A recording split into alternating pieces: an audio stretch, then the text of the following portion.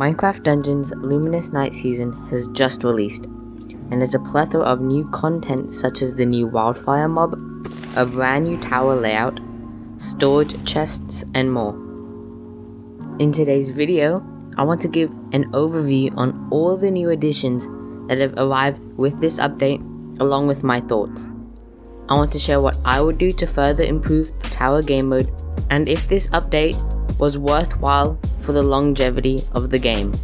Make sure to subscribe if you did enjoy this video, and if you have any other ideas on how to improve the tower game mode, make sure to let me know down in the comments. So right off, I want to give a brief overview on all the content arriving with the update. In terms of gameplay, the main feature being introduced is the brand new set of levels for the tower game mode. This will include different areas, enemies, puzzles, and merchants you will encounter on the way up the tower. While this may freshen up the tower, it doesn't solve the underlying issue with the game mode, but I will talk further upon this after discussing the other additions of this season. Along with the tower is the new wildfire mob. Some may recognize this as it was one of the rejected mobs in the 2017 mob vote, and is a variant of the blaze. In this clip here from the Minecraft Dungeons dev diary, the mob appears to be quite challenging as it is equipped with fast firing flame bolts and 4 revolving shields. This could be difficult as it is a constant threat due to its shields making it tough to take down, therefore changing how each situation is managed. Based on how this mob works and the arena that it is located in, it could be either a boss or a mini-boss type enemy. The last big feature of the season is the inclusion of a storage chest. While this is a step in the right direction, from current images, it looks quite incomplete, not including any type of filters or tabs to sort through items. Let's just hope that this will be addressed when it releases or sometime down the line. This update will also include a nighttime twist on the look and aesthetic for the campsite, with lighting effects such as lamps, fireflies, and luminescent symbols scattered throughout.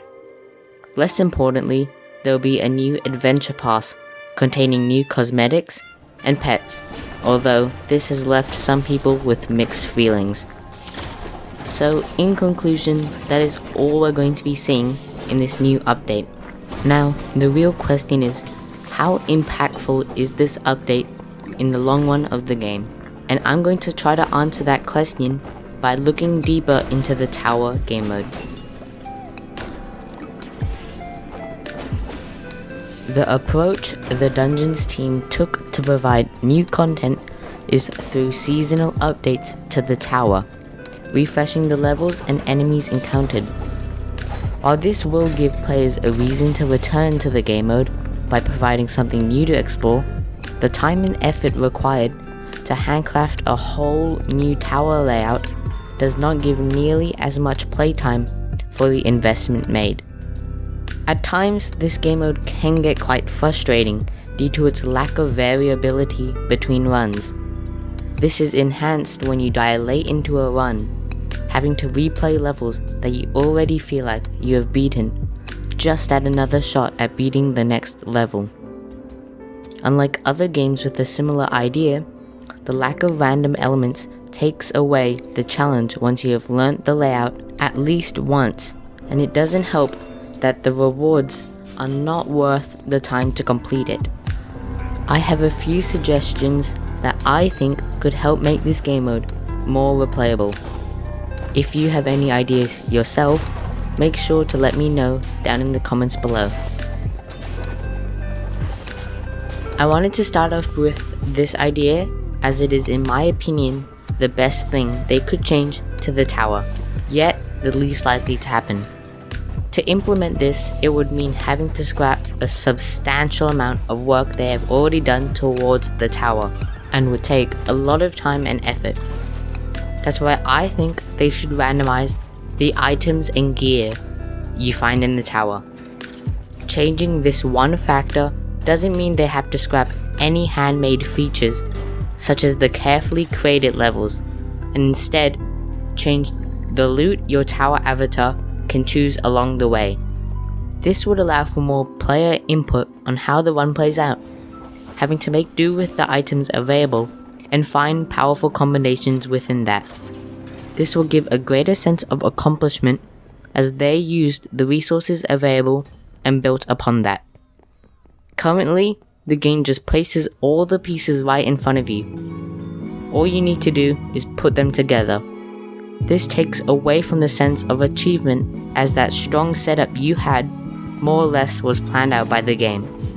With randomized loot, every run would be different, and the satisfaction will still be there, because every time there's a new build to try out and make.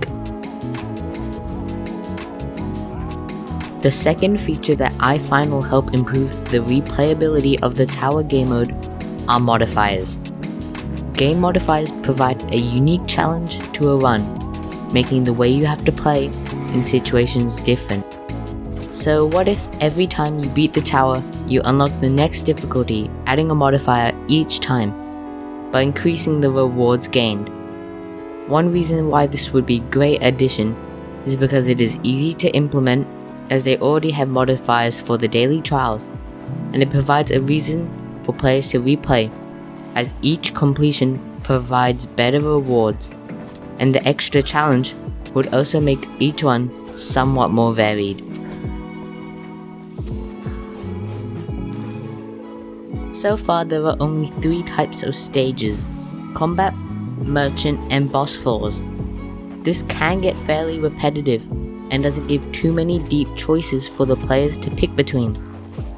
More floors with different mechanics would mix up gameplay and give players more choices to influence their run. One such floor could be a shrine room that gives you enchantment points but with a chance of lowering your max HP. Another could be a chest room with rewards, but taking it would trigger a difficult combat encounter. These are just a few examples, but you can see how these give interesting and deep choices that could truly shape the run. This builds the idea that the player's own smart choices helped the run turn out the way it did. Comparing to my first point of randomized generation, less work needs to be undone, but it is still quite a large workload having to implement whole new features and mechanics. But none of the handcrafted levels and layouts need to be changed.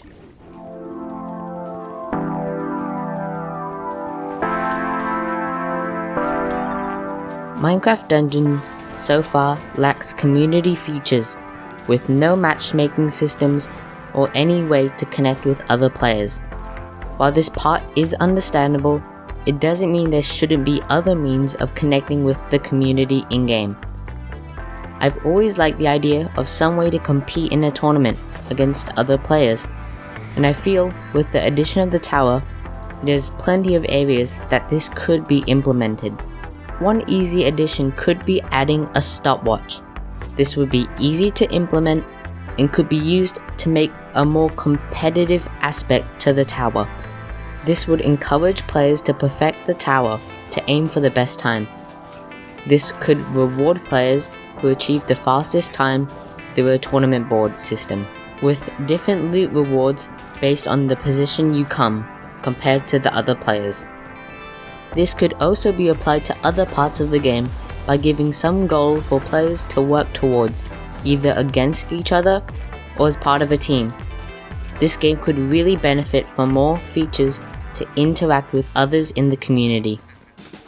I hope you enjoyed that video, and let me know what you think about my suggestions down below. If you did make it this far, I just want to say a big thanks, as a lot of effort goes in these videos, and by making it this far means a lot. That's all from me, and I'll see you next time. Bye bye.